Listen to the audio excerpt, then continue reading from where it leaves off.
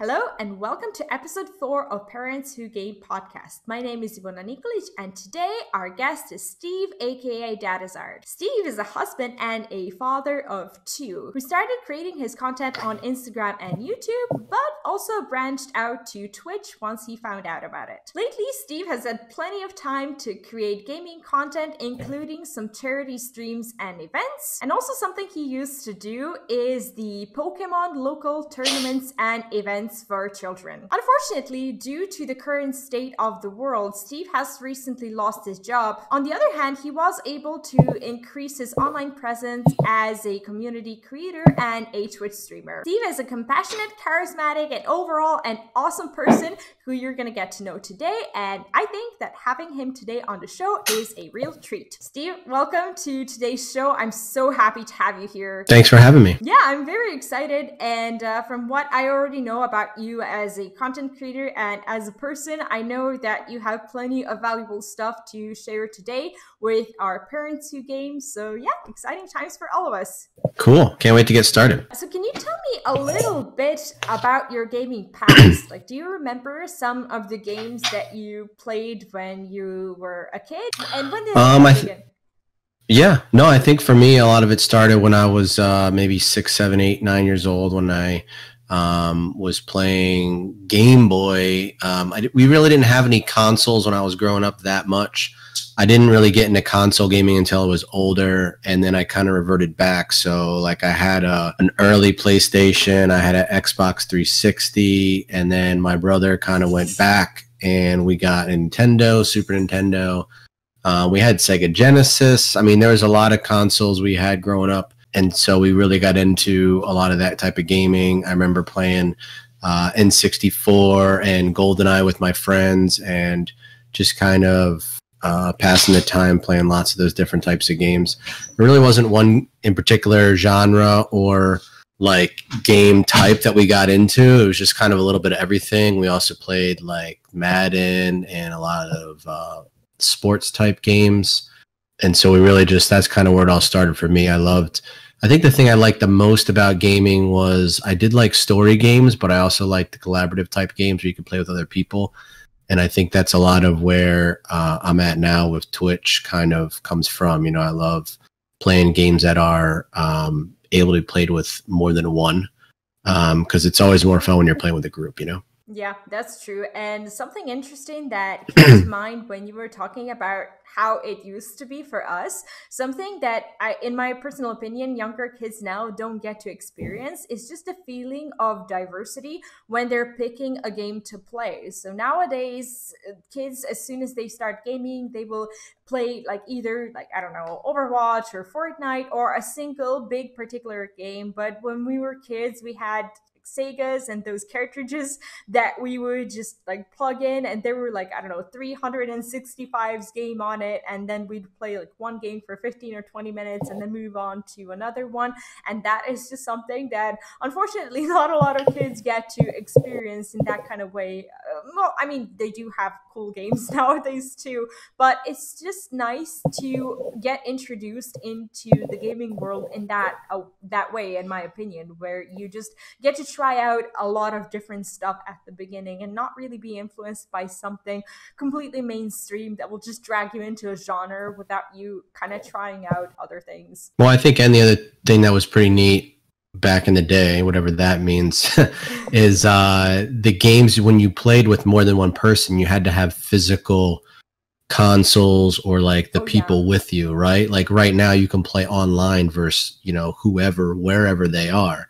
But back then it was like if you wanted to play a game with like 4, 5, 6, I remember playing Halo, and it was like you had to have multiple consoles all connected together in one room, most likely, and you kind of just chained them all together. And instead of playing like in your room with like maybe 6 other people or whatever, you were playing in one room with the physical amount of people. Yeah. And so I think that really kind of changed you know, the way we grew up playing multiplayer games was just like, you know, your buddies all came over and you took over the place. You know, I remember in college even, like there was one of the dorms at the school I went to, they had a whole room just for consoles, and they just had them all in there, and you just went in there and you picked what you wanted and you played what you wanted. And it was just like this crazy phenomena that, like, you know, now it's so different. You go on, you can play with people, and yeah, it does feel like you're playing with other people because you can hear them in your ear, right? You know, you got your headset on or whatever.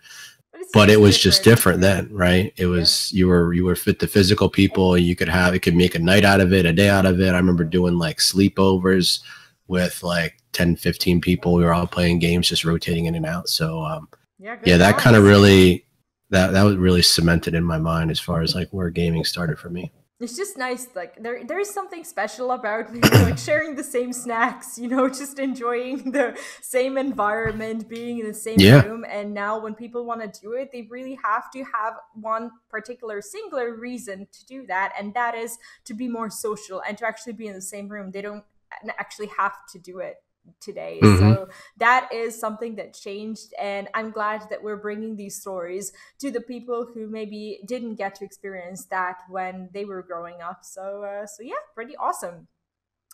So when it comes to the games that you play nowadays and the ones that you stream on Twitch, like, how did your preferences change over the years? What do you enjoy these days in comparison to before? I don't know. I think I've always really liked just a wide variety of games. I think if you were to tell me I had a whole day to play one game, I'd probably pick like a story type game, you know, that has like one solid plot with, like, you know, how a lot of these games, like one of my biggest game series I enjoy is Assassin's Creed. And the reasons why I like that one is because you have your main story, which everybody knows, right? But then you have all the side missions. Now, some games go kind of crazy and have like hundreds of side missions. But the reason why I like that particular series is because you could play it fast. You could just go straight through and play everything real quick. Or you can do it slow, and, you know, they have different type of modes you can play it in. And, you know, the main point of that particular series is doing everything like in a stealthy fashion where people can't see you and you're doing all these missions. So I think a lot of it for me, if I had to pick one genre, it would probably be story mode, if that's even a word, over maybe the other type, like collaborative, or, you know, even these massive multiplayer games are kind of cool to me now. But second, really close second, would be these cross-play games now they're coming out with. It seems like every console is getting smart and hopping on the bandwagon and making these games that are multiplayer now, cross-play with other systems. So that's been really neat now, being able to play a game like that I have on like an Xbox One with like a PlayStation person or with a Switch person. You know, I think that they're getting really smart, realizing that, you know, people like the console they like. If you own a PlayStation, you most likely only want a PlayStation, right? Yeah. And there's exclusive just for PlayStation that are amazing and awesome. If you're an Xbox person, you're probably brought up on the 360, and you remember like the old Xbox console with the big freaking green X on it. You know, like you remember all these things, and you're never going to really buy a PlayStation most likely. But now they're getting smart where they realize that people have their own, like I was saying, and so you're able to cross play all these different games. So for me, I can play a co-op game, a story type game. Now I can play it with a person on a console, which is really, really cool. But I would say as far as like streaming goes, those are the types of games I do like to play. However, streaming I look at a little differently, whereas it's not just me now, it's everybody who's with me, watching me, interacting with the stream. So a lot of games that I like to stream are games that are more collaborative and cross-play, like I've been talking about, right? Yeah. So trying to get viewers involved in the games I'm playing. Because for me, like I said before, that's kind of where I all started with streaming. I kind of wanted to be able to play with other people. And I was gaming at night, so it was really hard for me to like go to my buddy's house at 9 o'clock and then at night and be like, hey, you want to play something? You know, like, yeah. So that's kind of where it started for me. So, and that's kind of always been like the backbone of what I've been streaming, is just games that work well with a lot of people. And not to say that I never stream games that are just single player, just me. but I find that most people do enjoy games they can interact with. And I feel like for me personally, I like those types of games that I can bring other people into it with. So, and that's for me, that's a way that I've been able to meet new people. Actually, some of my mods I met through playing games and different genres like that as well. So it's like, for me, that's the most fun, is when you're playing together, you know? Yeah, and meeting new people essentially without ever leaving your room, which is something we can do today. And yeah, Yeah. this year it's become more important than ever, definitely. So tell me how your gaming life and your life as a content creator really kind of integrates with your family life. So your husband, you're a father of two, and there must be some challenges when it comes to your time management. So what's your biggest struggle these days when it comes to just putting all that together? Well, I think when I first started, it was a little different than it is now. I had a job, I worked during the day, and I literally got home. And as most parents know, like, you get home, you get a few hours with your kids, you're eating dinner, you're doing homework, maybe you're doing after school activities, sports, what have you. And then you got about an hour or so, and then everybody's going to bed. So initially, when I started streaming, it was, well, I can't do it when they're home because I don't get much time with them as it is. So I thought, okay, when can I actually do this? It doesn't interrupt scheduling. And so I began to realize that every night I was staying up watching TV. I was watching shows that I had wanted to watch during the day or on the weekend when I was doing something around the house, or maybe we're out with friends or whatever. And I just never had the time. You know, everybody has those shows they love to just watch through or binge and all these things, and Netflix and all that stuff. And so I realized I was staying up like 2-3 hours. Everybody's going to sleep and I'm still awake watching television. So I thought, okay, why don't I start playing these video games that I always told myself I never had time? And that was my problem, is I always thought, well, okay, I want to sit down. And in my head, I would block out a certain amount of time to play these games. And so if I didn't have that amount of time, I wouldn't even do it. And then what happened was I never had that amount of time. So I just never did. And so when I started streaming, I thought, okay, when's a time that I don't have any distractions, basically? No one that's going to bug me in the middle of a game. And so I started with Pokemon online trading card game, because that's the game that I thought would be really fun to try online, playing with other people. And when I first started with YouTube, I basically recorded me playing against viewers, essentially. People I knew that had the game, and I was like, we were 1v1ing and it was best out of 5 or whatever. And so that's what started it, is I basically streamed when I wasn't interacting with family. And I feel like a lot of parents, if they have a job or something that they do during the day, especially during the school year, I'm finding a lot of people, they stream at night, right? And obviously, depending on time zone, that could be anything for anybody. And so that's how it turned in for me, is I would just stream at night when everybody was asleep. And that kind of turned into something that worked. And luckily, the job I had at the time, I knew how to do it really well. So it wasn't really affecting sleep. And so initially, I was just doing it 5 days a week. I'd stream from like 9 p.m. to like 1 in the morning. And then work would be at like 8 or something like that, 8 or 9 or something like that. Yeah, that's a good time. And night is really when we can do these things without really affecting our family schedule. I totally get it. Like I had to divide my streaming time into 2 recently. So yeah, I start my stream at 10 p.m., which is when my toddler is for sure is supposed to be sleeping.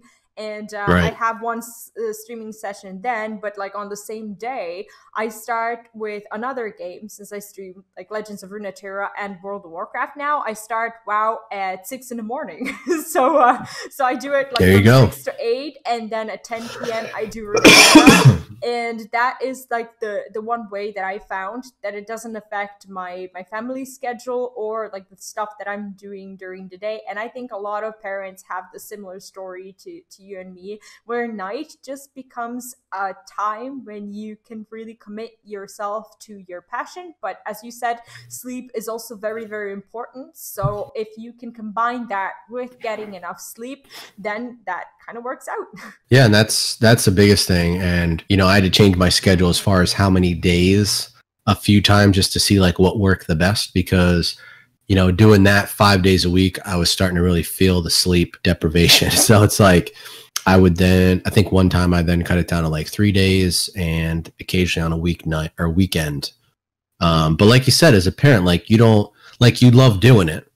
You like streaming, you like the games you play, but you also love your family. And for some people, I think it just comes down to, why are you streaming? Are you streaming because you like it and it's like a pastime? Are you streaming because you want it to be like a job, like you want to make this your thing?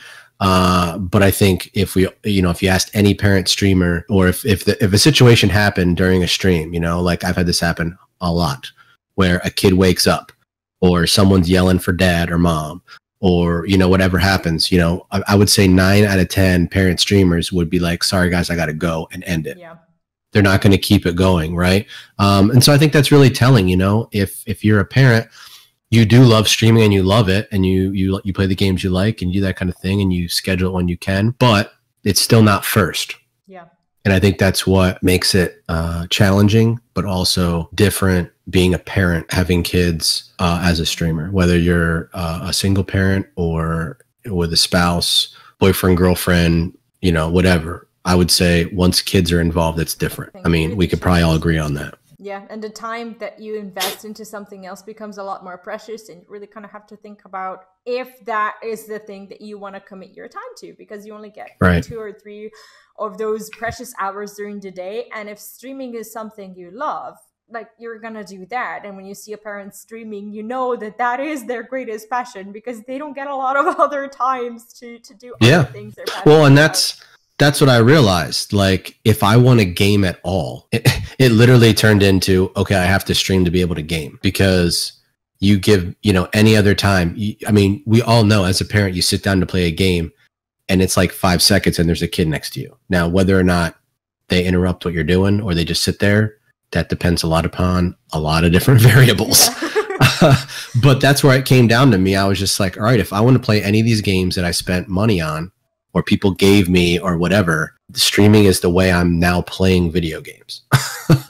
You know, it's just, that's the only time I know that I will not be uninterrupted, you know, and that's what it kind of came down to. Yeah, and it makes it feel less useless in a way. You at least feel like you're contributing to something, maybe a greater goal, maybe becoming something you've always wanted to become, and essentially doing something that can turn out into something amazing for your family. So from that point of view, it kind of, you know, reduces the amount of guilt you feel every time you turn on a game and be like, yeah, I'm just gonna play right now and not do anything else, and not make money or not make friends and not socialize. So definitely has this yeah, that's you know, that is a good point. You feel like you're contributing to something or someone, or definitely. So when you mentioned your kids, you also mentioned the school year. So I assume your kids are around the age of when they go to school, at least some of them. So how do your kids interact with your gaming life now that they're a little bit older, and how does it work out, like, between you and your partner? Do they contribute to your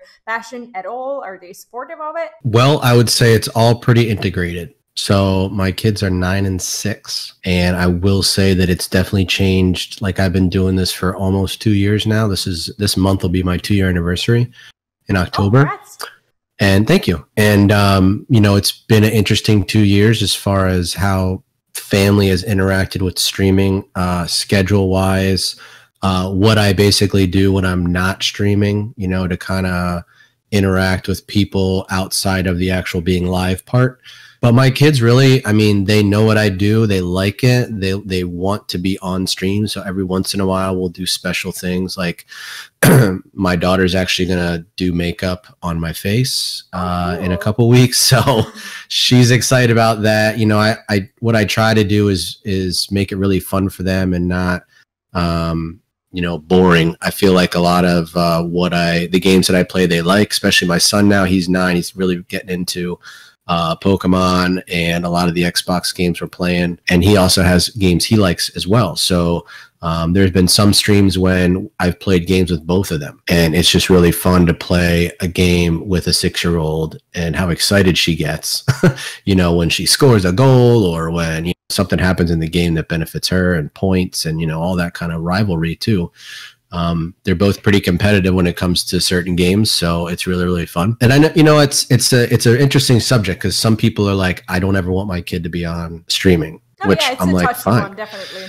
And, you know, so I think a lot of it depends on, for me personally, it depends on the age, right? And as my son gets older, you know, I think kids are more and more integrated now with YouTube and live video, that they see that and they put that so high on a pedestal, you know, and it's like, I got to be really careful with him not to make it so awesome that it's not without its flaws, right? I don't want to paint this picture of like a YouTuber or a streamer as like the perfect goal in life. So I think for him, I act a little differently. What I mean by that is I show him all sides of the coin, not just the good parts.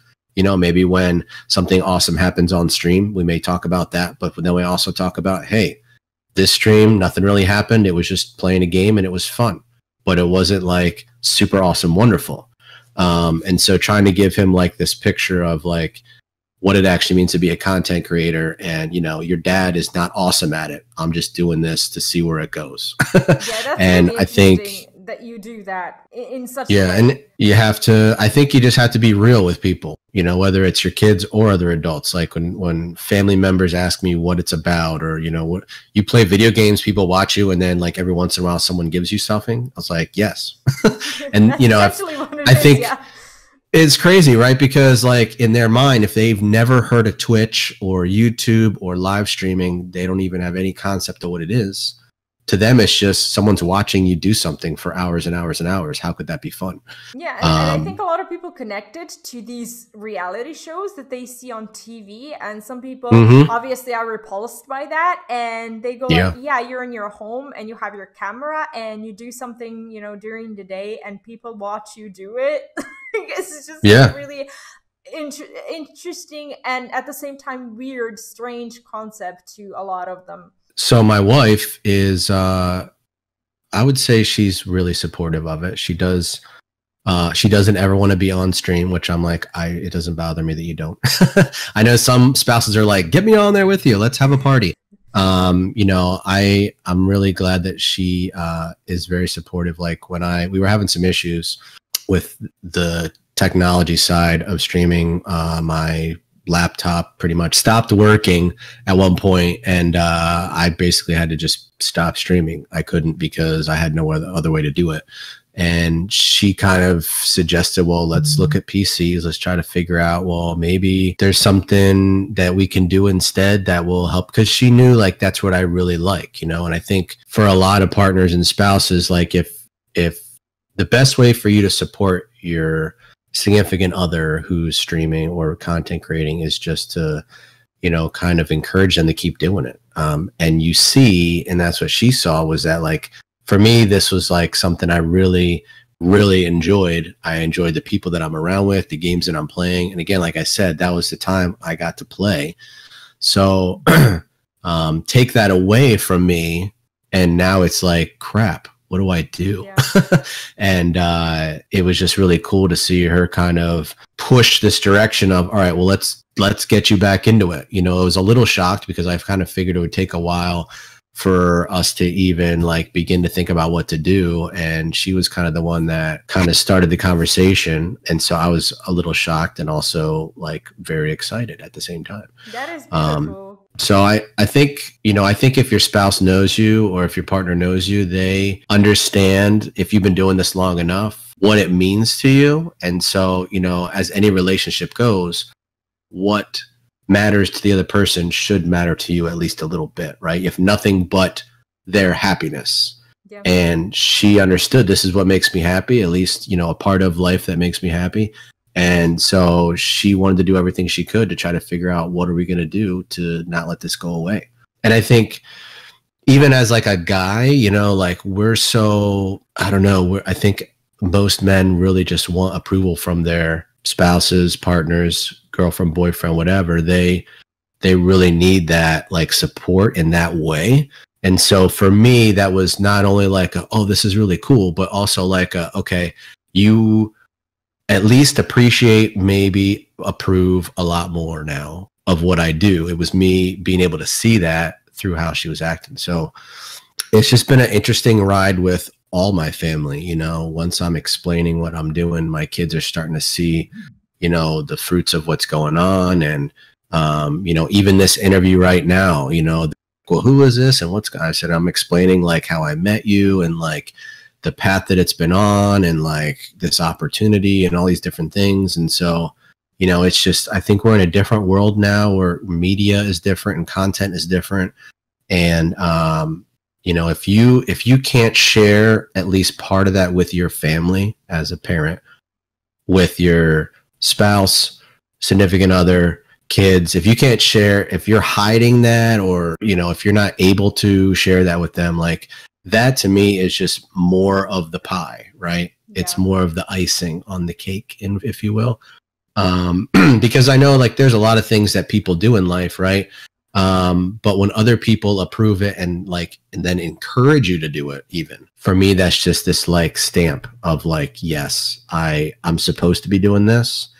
I have all this backing from other people to keep doing it. And so it makes me enjoy it even more, if that makes any sense. Yeah. And I'm so glad to hear that. And that's a really important point that you made, is that like when your spouse understands that, you know, a happy, you know, husband or a happy partner overall means happy marriage, because when a person is complete, they can complete someone else. That is just really, really important. And I'm glad to hear that you have this kind of relationship with, whether or not your family is, you know, whether or not they're gamers or not, it's still a really functional relationship with your content, and that is just super important. Yeah.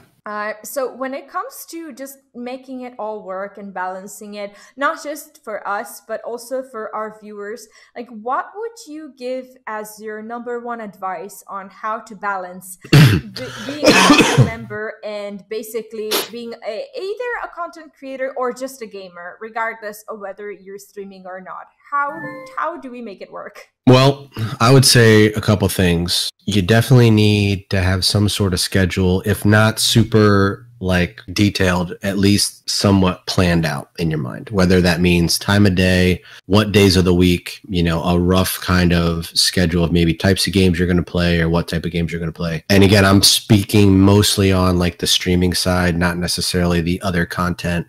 I don't make as many YouTube videos as I'd like, although I'm trying to get back into that. But really, I'm just talking about the live streaming part. So we'll say that up front. But yeah, the balance is such a big thing.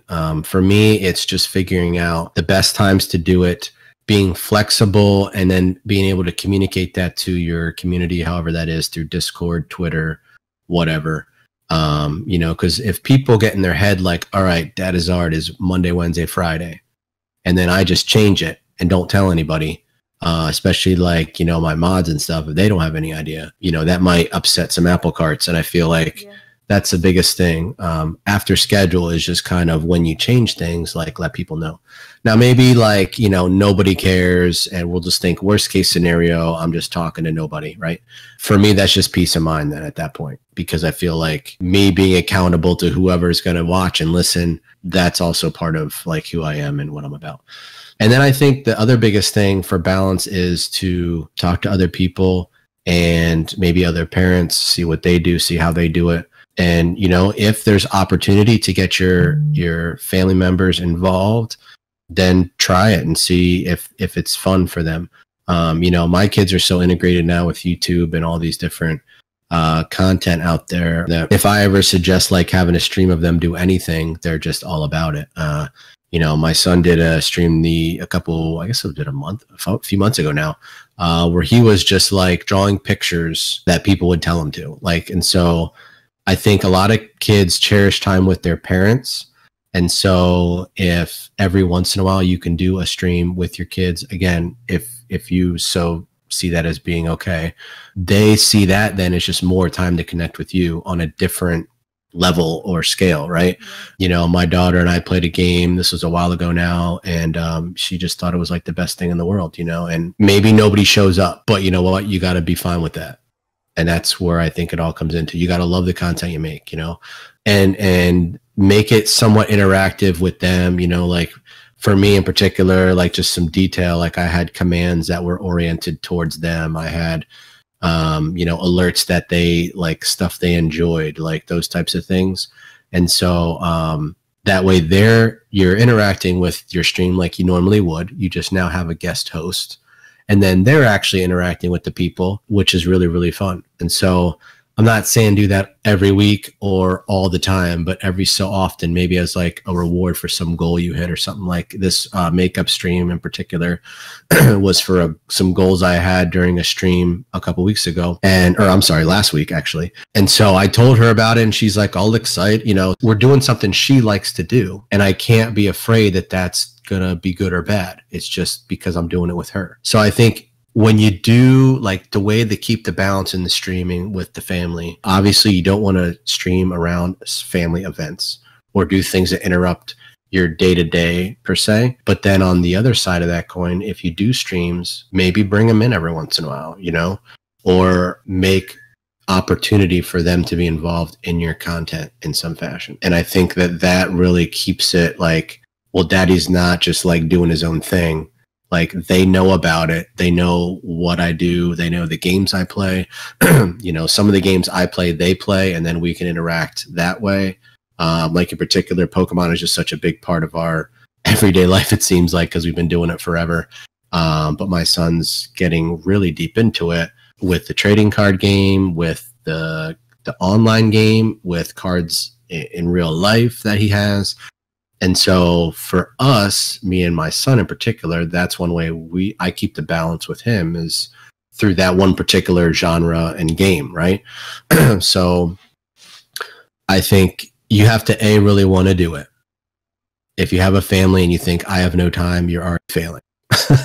Because I feel like if you want to do it, you're going to make time to do anything really you want to do. Yeah, you can create time. We waste so much time on television and social media. And I mean, if you can't just take your time and kick your family out, and that's where I'm kind of like going, is that if, like I said, if you deem it as something that's okay, bring them into it. Maybe it's not for 5 hours, maybe it's for like 2 hours on a Saturday or something, like really easy and simple. Because I feel like for me personally, I'm a parent, and people know I'm a parent. It's in my name, Dadizard. So, people ask me about my kids all the time. And, this is one way also for me to kind of show them what, just a small sliver of what, being a dad is like, and having kids and understanding how it all fits together. And so I think all those types of things really just kind of balance it out and make it all work. Yeah, and I really like that you did that. I kind of did the similar thing with like Mom's Den, and since I've done it, I feel like it's filtered out a lot of audience, as in I feel like now for the first time I'm attracting the right audience who can straight away like determine whether or not that content is or isn't for them. So I do think that maybe you're facing the same thing, as in you being called a Dadizard is probably attracting more parents than it normally would if you didn't have that in your name, because you're interesting to someone because of that. They can connect to you, they can relate to you. You probably don't have I don't know, like I'm just assuming here, don't blame me for it too much, but I'm assuming that you don't get like more, I don't know, 14 or 15-year-olds on stream than than like people from 25 of age to 35 or 40. Like this is just my experience that I'm assuming people have also experienced when it comes to basically making your content sub-niche. As in, yes, you're a gamer, but you're also something else. And your willingness to demonstrate that to your audience really just shows your commitment to being there for both sides, for being there for your family and being willing to include them and talk about them on stream, and maybe interact with them in some way, but also being a streamer and being willing to keep up with that community and just connect to people who are interesting to you as much as you're interesting to them. Yeah, and that's the thing. I mean, a lot of it depends on what game I'm playing as to like the age, but I do see what you're saying. It does happen. I mean, like all my mods are, over 30, and some of them have kids and some of them don't. And I feel like for once, I have a pretty decent group of guys that get me, you know, like, and that's just one area. You know, we could talk about mods for another half hour, 2 hours, whatever. But I think like what you're saying is true. Like when you put yourself out there as a certain type of person / streamer, whatever, you know, someone once told me you only attract the people, like do the streams and the content of the people that you want to attract. Exactly. Right. If you want to attract a certain type of people, act a certain type of way. Yeah. And so for me, I'm not shying away from who I am or what I'm about. You know, people know I'm a dad. That, you know, I have shirts my wife's made that say dad on them, you know, like, so there's just, it's just, that's like you said, that's who you are. I can't, I tell people all the time, like my name is the two things I love. I love being a dad, and coupled with that, obviously husband and all that. And then I like Pokemon, Charizard, my favorite Pokemon, and I put them together, and that's how I got my name. So I think a lot of that comes across, hopefully, in the stuff that I create and streams that I have. And, you know, I think it shows, you know, people understand that like I don't really swear that much on stream. Like the language isn't crazy, you know, I mean, not that those are bad things, but I think it kind of comes with, like, right. It comes with my territory, and I'm grateful for people that respect that. I think that's the biggest thing. You can have a certain type of mentality in your stream, whatever it is. If you know that person well enough and you respect the things that they have set up, like that says a lot for the people that watch you too. So like, I'm very grateful to people that come in and understand that coming in. And like, because of that, and I was just talking about this like a week or so ago on stream, like we don't get that many trolls. Yeah, I noticed. And I don't, too, since I heard Brandon. I don't know if that's because of they see what's going on and people don't feel like they need to abuse it or whatever. But I've barely ever kicked anybody out. I think I've only banned like 2 people in 2 years. So we've timed out some people, but it's not been that many. Actually, I could probably count on one hand. So I'm very grateful for the presence that I've somehow created, unbeknownst to me, with people. You know, yes, there's some of it that I'm trying to create, but it also just, you know, people talk to people who talk to people. Yeah. And I think they just know after a while what type of audience and what type of content you create. And so that's kind of what just happens naturally. And that's been really, really cool to see, actually. And in the end, you want to enjoy your streams. You're a human too. And if you're doing that, you want to have fun. And you don't want to interact with audience who you have nothing in common with. So that's really important when it comes to being yourself. You want to essentially make friends. And be realistic and authentic to your audience, and be able to share yourself without, you know, the need to explain yourself, like why you're a dad playing games or whatever. Like you just want people who get you. Yeah. And that's, you know, and that's what I just try to be, you know, and I feel like when people understand that and get that, then we just have a great time. You know, I'm all for meeting new people. And my biggest, I guess the only real fear I have is I hope that like me being a dad doesn't detract people from coming in, that because they maybe in some reason can't relate to that, or maybe they have a horrible parent relationship or whatever, you know. And so that's my only biggest fear, is that it won't detract. But at the same time, I can't not be who I am. Yeah. I'm not going to portray myself to be like a single guy chilling in his basement, you know. People know that is what I'm about. And like I said, it's just in my name. So you have to I don't ever want to go away from that. And I feel like once people get to know what we're all about, it's definitely worth the ride. Yeah. So you've talked a little bit about your content too. Like when it comes to social media presence, your channels and everything, where can our viewers find you and get to know you? And by the way, I will put all of those links in the video description. So for all of you who are listening, you'll be able to just click on those down below. Yeah. So you know, it's funny, when I first was trying to figure out what name to use, I know that's like everybody's worst nightmare. Like, what do I want to be called for the rest of whatever? And like I said, I started out with the 2 things I liked. I put them together, and then I just Googled Dadizard to try to see if it was anywhere in any form, because the last thing I wanted is to have like to put a number behind it or something, you know, capitalization, whatever, hyphens, and have something similar. And I got really lucky, because to the best of my knowledge, there is no other Dadizard anywhere. So you can just search for Dadizard on all platforms, YouTube, TikTok, Twitter, Twitch, even Facebook. I do have a Facebook page that doesn't get used as much as everything else, but it's there. The only thing I would say, if you're on YouTube, the username is not Dadizard, because originally when I made YouTube, I did have a different username. But if you search for Dadizard on YouTube, I will still pop up because the name's changed, just not the actual browser. But yeah, we are everywhere. I really try to at least keep and Instagram too. I don't think I said that. Like I said, I started on Instagram and it just kind of branched out from there. I started on Instagram basically with Pokemon cards, trading, buying, selling, getting to know a lot of people on Instagram and that community. Every community is different. Instagram is different than Twitter, and Twitter is different than TikTok, and they all kind of have their own thing. Same content everywhere for sure. Yeah. And so, I mean, I'm not, I would say, the very best at any one of them, but I try to share as much similar content across so that people, I don't give people the wrong impression. Yeah. Like, I know you could be anyone who you want on social media, right?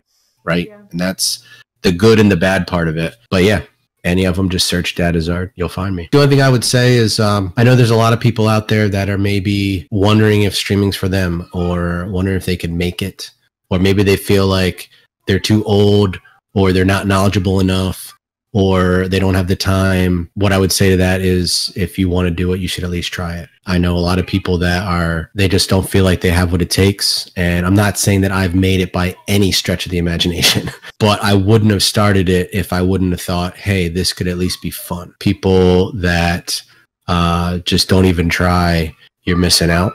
And if you have any inkling of games or content or audience or anything like that you want to do, you should try. You never get to do anything unless you try it first. And I feel like that holds a lot of people back because they feel like they have to be at this level, whatever that is, to even try in the first place. You can't just initially jump a step and be like, okay, I'm at the beginning now. You have to literally start from zero, just like everyone else. You can't start with 1,000 subs on YouTube or 150 followers on Twitch initially to just have a mini audience that will watch you. That just doesn't work that way. And thank you so much for basically encouraging our viewers who are obviously passionate about games too. And yeah, this is just a proof that parents can game, parents can be content creators, and they can also do the thing that they're supposed to do best, which is being there for their families. And I think that's awesome. Awesome. Well, thank you for the opportunity. I really appreciate it. Yeah, I'm really, really happy that we had you today on the show. And that is pretty much going to be it for today. If you enjoyed watching this episode of podcast, feel free to subscribe to the channel and leave a like and a comment on the video, because that will really help other people who are also interested in this kind of content find the video. And of course, make sure to follow Dadizard on his social media. You had the opportunity to hear like what games he's streaming, what games he's passionate about, and what kind of content he creates, and I'm sure you will enjoy that. That is pretty much going to be it for today. Thanks again, and thank you so much for being here with us today. And yeah, that's it. Have fun. Have a great rest of your day, and I will see you in the next video. Bye bye.